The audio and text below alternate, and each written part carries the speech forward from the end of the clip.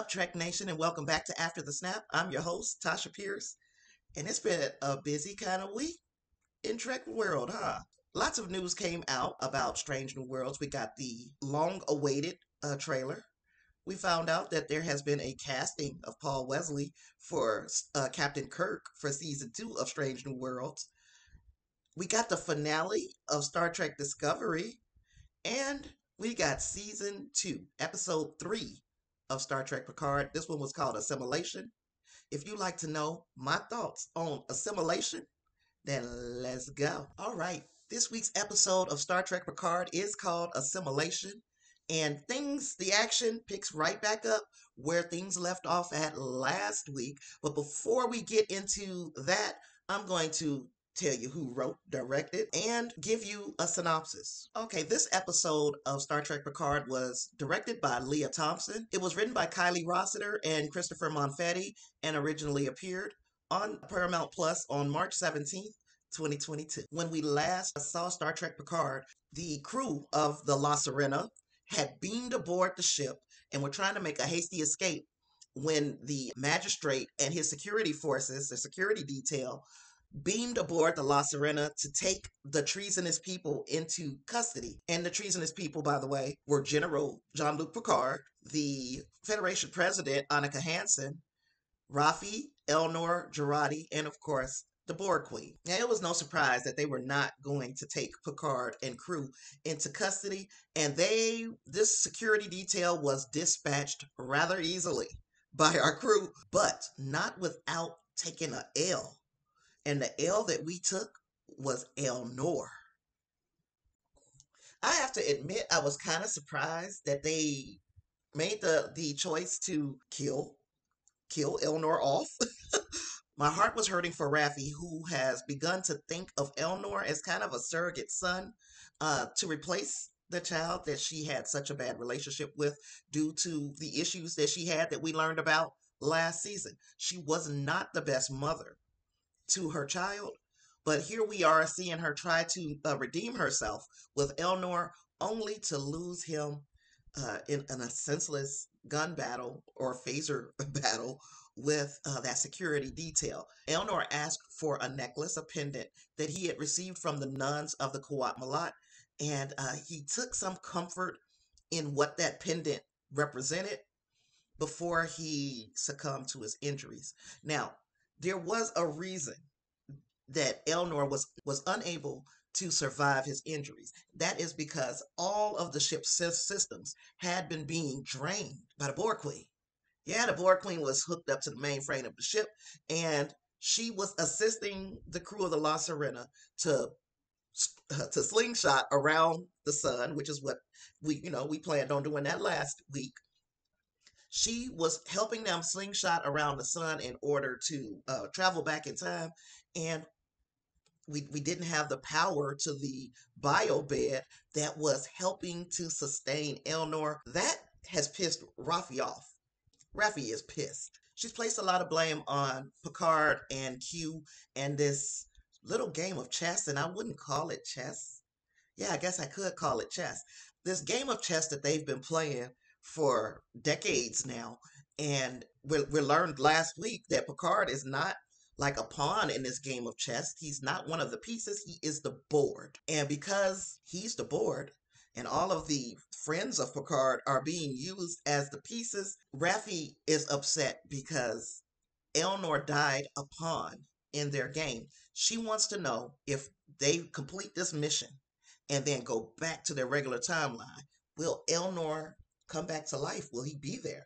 That's why now, that's her motivation. That's her purpose, is anything that she's trying to do right now is to bring Elnor back to life. Now, in the mean and in between, we got Girardi. And remember last week I was saying the Borg Queen got something up her sleeve for Girardi. I wonder what it is. I'm wondering. Well, we have gotten one step further in that little mystery when the assimilation that we are talking about is Girardi allowed herself to be voluntarily, partially assimilated by the Borg Queen in order to extract some information from the Queen. Furthermore, she allowed herself to be assimilated because the Borg Queen needed repair, and she was able to complete these repairs, but she had to basically be connected to the Borg Queen in order to even get these repairs started. Picard was at first reticent, did not want her to undergo this partial assimilation or he didn't want to play any games with this Borg Queen. Jurati insisted, and Picard relented. Now that shocked and surprised me as well. Like, are you for real, Picard? You're gonna allow her to connect with the Borg Queen, knowing that the Borg Queen cannot be trusted. And as soon as she got a little life in her, the Borg Queen, as soon as she got a little life in her, she went right back to being her old self. She tried to not negotiate, to basically dictate the terms of her cooperation with Picard. And Picard was like, well, I'm not about to play with you. We do not negotiate with terrorists. But it was all for nothing anyway, because Jurati had extracted much of the information to include some coordinates to where they might find the Watcher. The Borg Queen made it very known that she was not just surprised, she was impressed by Jurati. And there's more to this. She's going to continue to exploit this connection that she has with Jurati. Now, the connection is very real at this point because Jurati allowed herself to be partially assimilated. So just like I believe she has taken pieces of the Borg Queen with her, she's left some pieces behind. She might not know it, but the Borg Queen knows that there is some residue of Jurati on her conscious. The Borg Queen. While I was editing, I realized that I had failed to mention when the Borg Queen was crawling towards Jurati with her half of her body, her freaking torso. That was the stuff of flipping nightmares. Well done, well executed, horrific scene. Now, while all that is going on the ship, we have Seven, Raffi, and Rios. Gosh, why did I forget his name? We have them three who have beamed down to 21st century Earth. Now, they first put on clothes that would make them kind of inconspicuous as you can be. They still stood out, but they blended in just enough to be able to move around without anybody like coming at them. So Raffi beams down. She's already having a bad freaking day. Like, her day is bad. She's lost her child surrogate.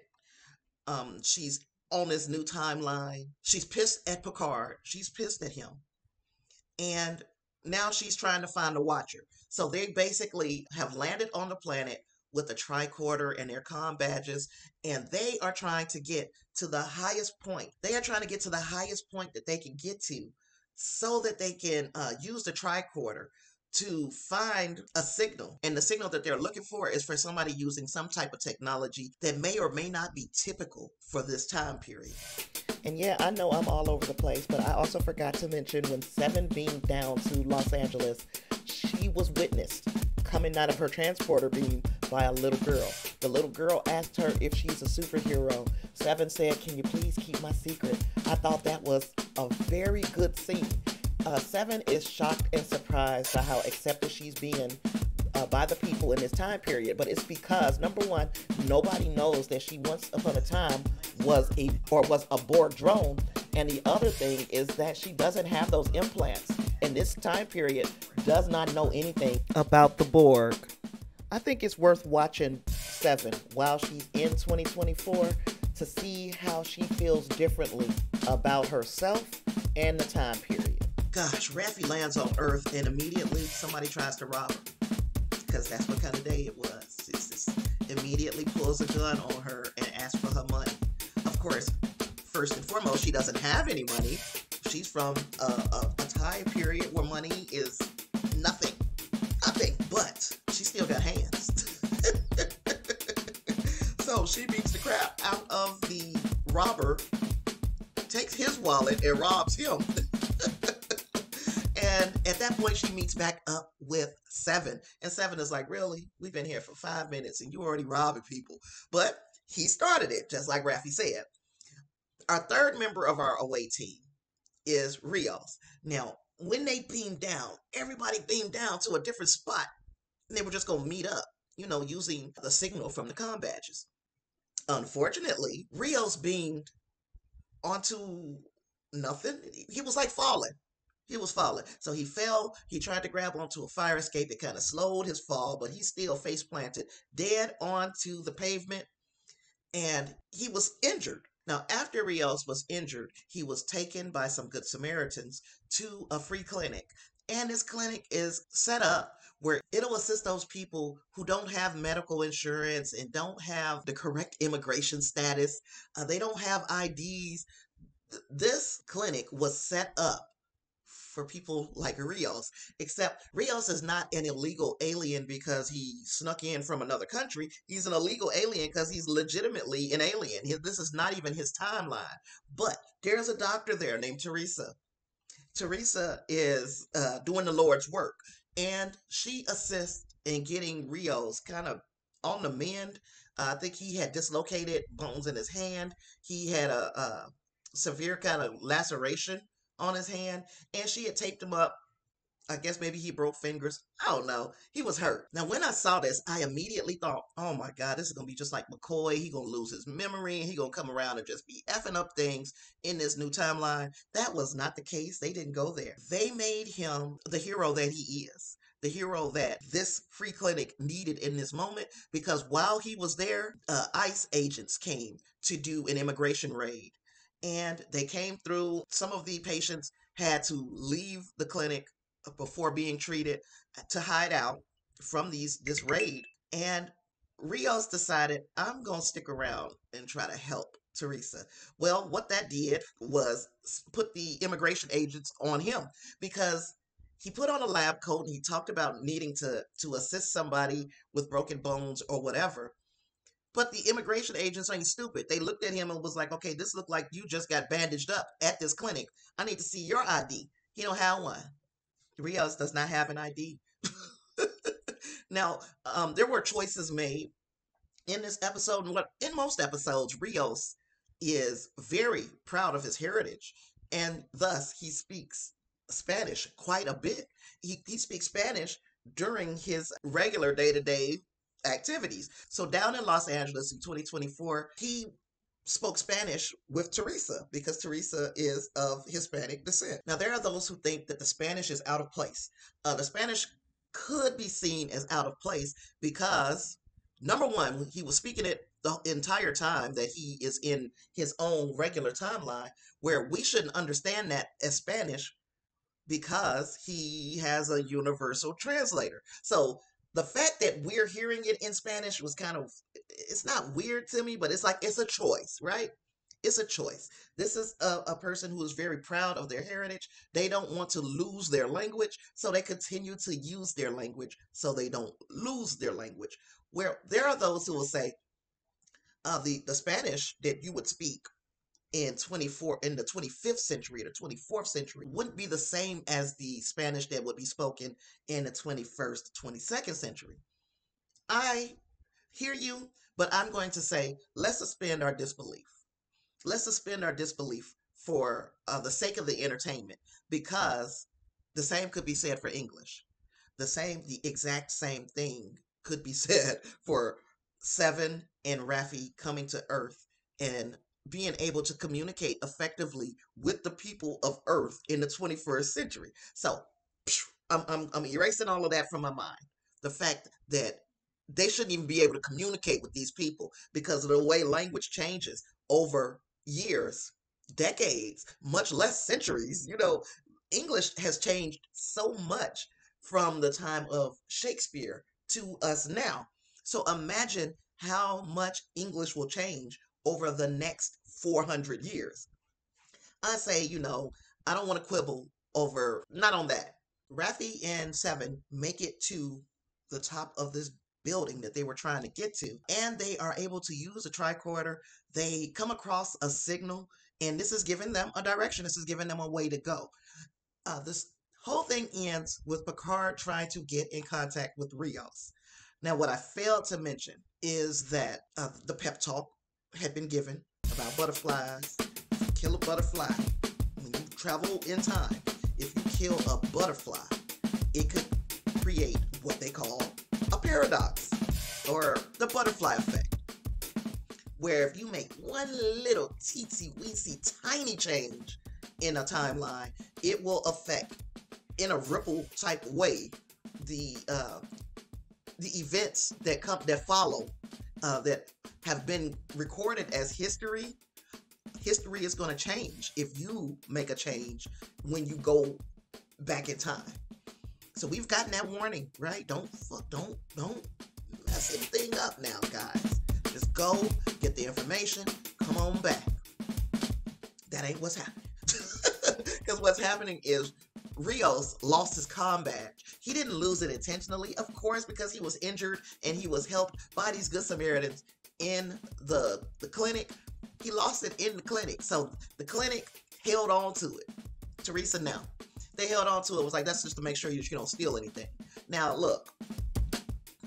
I feel like Rios should have got that comm badge and took off running. But he had suffered a concussion. So he was in no shape to put up that kind of, I wouldn't even call it a fight. He couldn't even extend that type of energy because he's got a concussion, broken bones, and the such, right?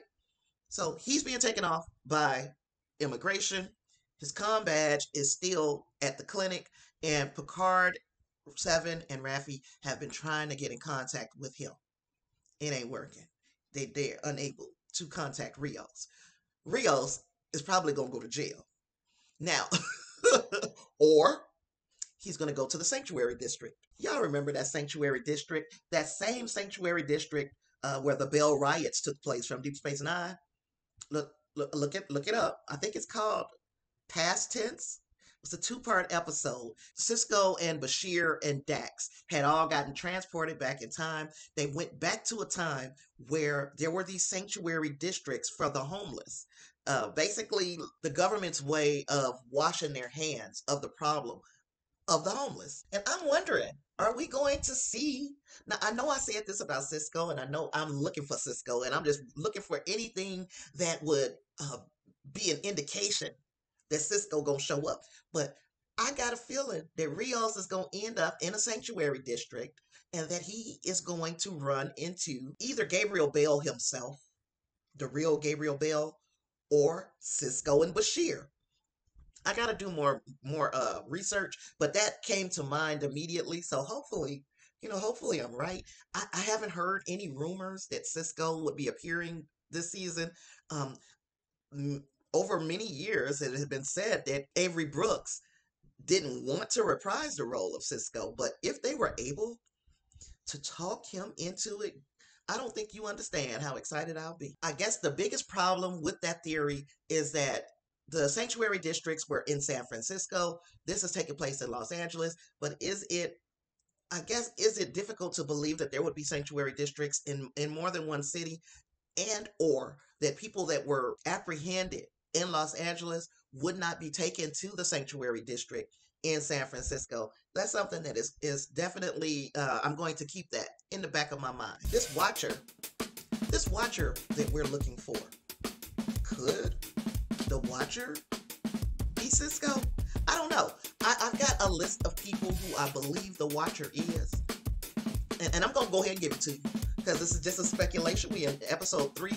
We got 7 episodes to go, and these things are fluid. Things might change over the next couple of weeks. I could change my mind. But these are the people who I feel like could be the watcher. Guinan. That's number 1. We're number 1. Guinan could be the watcher, right? We could go back and maybe it would be Carl. Y'all remember Carl, the Guardian Forever? Carl, yes. He could show up. He could be the watcher. Am I correct? Yeah. We already covered Sisko could very well be the watcher. So Guinan, Carl, Sisko. Those are the top 3 to me. And then there's that Adam Soong. Because we know that Q, by looking at the trailers, Q is going to visit Adam Soong at some point. So could it be him? Could he be the Watcher? Could Q be going to see him because he knows eventually Picard and his little group are going to go see him? That is a distinct possibility. I feel like that is my next big mystery. Who is the Watcher? Hopefully, we get the answer next week, but that is a big mystery for me. I gave you 4 people that it could be.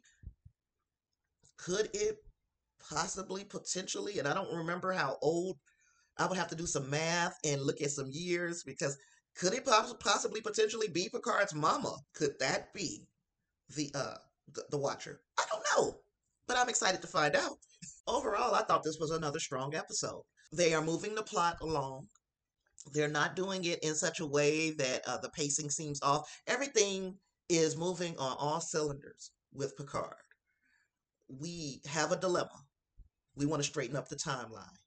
We are in the midst, the crux of trying to solve this problem, right? We're in the 21st century and we are doing recon. I get it. We have a couple of other side issues that are pushing or propelling each one of our characters, all of them with a common goal, but most of them have some other underlying issue that is exclusive to them. So, for instance, Seven and her ongoing distrust of the Borg Queen. She has a reason to distrust the Queen, right? But she is very vocal about her mistrust, and she also is very vocal about wanting to the Borg Queen. Now, Raffi, she's just running through Los Angeles right now like Batman or Batgirl. Vengeance. She's running through New York like vengeance. That's all that's on her mind. She wants her baby back, and she gonna do whatever she has to do to get him back. And she gonna be pissed off until she does. So that's where we have Raffi. We got Rios. His situation is he's in custody. He's a minority, and he is in custody of immigration, and they might deport him. I don't know, or they might take him to a sanctuary district. That is his issue. Girardi is like halfway assimilated. That's her issue. Her issue is, yes, right now it looks like she has outsmarted the Borg Queen. Wow. That is a fascinating prospect, right? But we got the Borg Queen who acts like she is right where she freaking wants to be. It seems like she is the only person who truly wants to be in this timeline. And she feels like, yeah, I'm impressed by Girardi my damn self. So again, those two connected. And they're gonna stay that way, it seems like, at least for a couple more episodes. And then there's Picard. I mean, okay, of course, Elnor, his dilemma is he's dead. That's a horrible dilemma to have. And then there's Picard. Picard has the weight of, I would say, the lives of all of his friends are pretty much in his hands. They have come this far, uh, not voluntarily. Q has shifted their lives around to the point where this is where they are. He has their lives, Picard does, in his hands.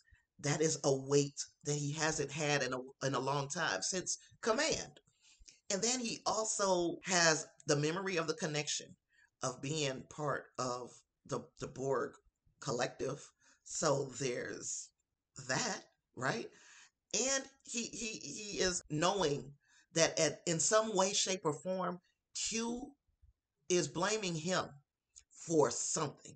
Now, I feel like because Q said he was the very board on which this game was played, I feel like it's a personal situation with Picard.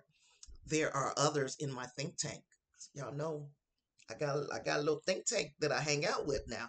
There are others in my think tank who believe that it's possible that Picard could be once again on trial for humanity, and that somebody else entirely, another human being entirely, has done something that Picard must atone for. Now, I'm not saying that there's anything wrong with that theory. I'm saying that's not the one I'm running with. I am still of the belief that Picard is the key. There is something that goes all the way back to him in some way, shape, or form to him that will fix all of this stuff? We're going to find out as the season progresses. Overall, this was another fantastic episode. I'm very pleased with the way things are going. I'm excited to see where things go next. On my regular 1 to 5 scale for this here episode, I'm going to give it a 4.75 for the sake of I can't keep giving these episodes 5s. I could, but is this a perfect episode?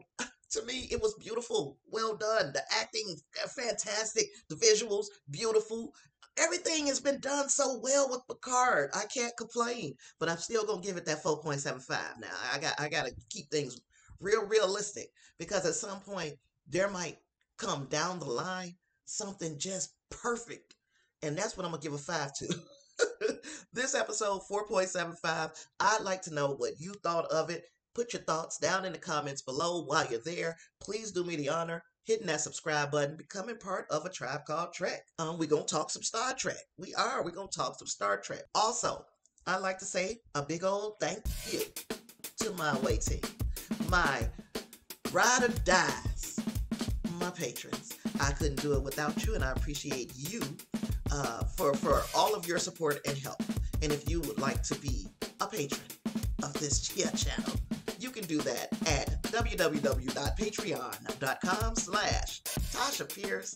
Pick a tier, any tier. I will appreciate your support. With all that being said, I can't wait till next week to sit down here and do this with you again. Until then, I hope you guys all live long and prosper. Peace.